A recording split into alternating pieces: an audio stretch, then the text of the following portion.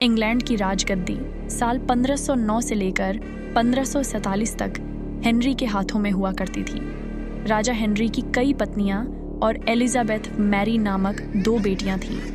इनमें से मैरी राजा की पहली पत्नी की बेटी थी। राजा हेनरी को मैरी ज्यादा पसंद नहीं थी, इसलिए वो उसके साथ बुरा व्यवहार करते थे। मैरी महल के नौकरों के साथ महल का काम करती थी। अगर मैरी कुछ कह भी दे तो राजा उसकी कोई बात नहीं मानते थे।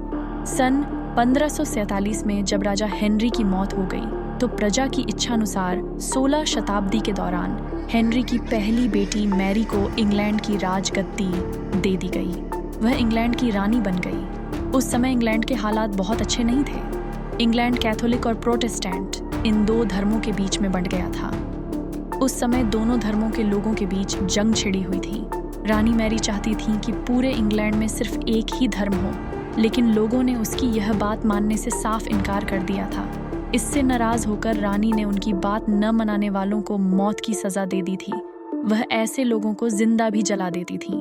रानी मैरी की इस क्रूरता की वजह से इंग्लैंड के लोग उससे नफरत करने लगे।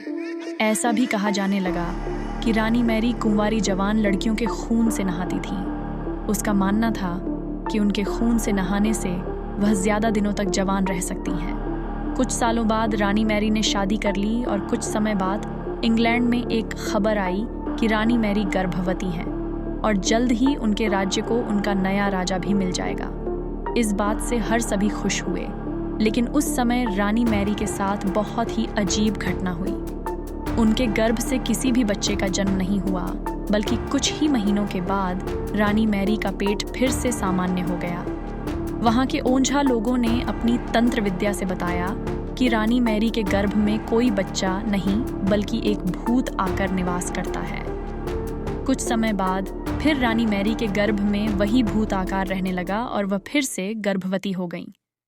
इस बार भी रानी को कोई बच्चा नहीं हुआ और उस घटना के कुछ ही दिनों के बाद रानी मैरी की मृत्यु हो गई।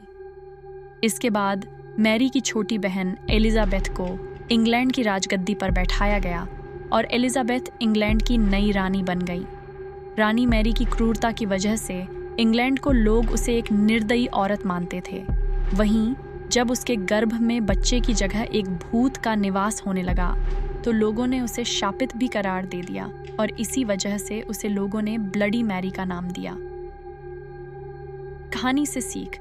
ब्लडी मैरी की कहानी हमें यह सीख देती है कि अपने निजी विचारों व सोच को लेकर दूसरे लोगों पर दबाव नहीं बनाना चाहिए। शांति और करुणा से लोगों का ख्याल रखना ही मनुष्य का धर्म है।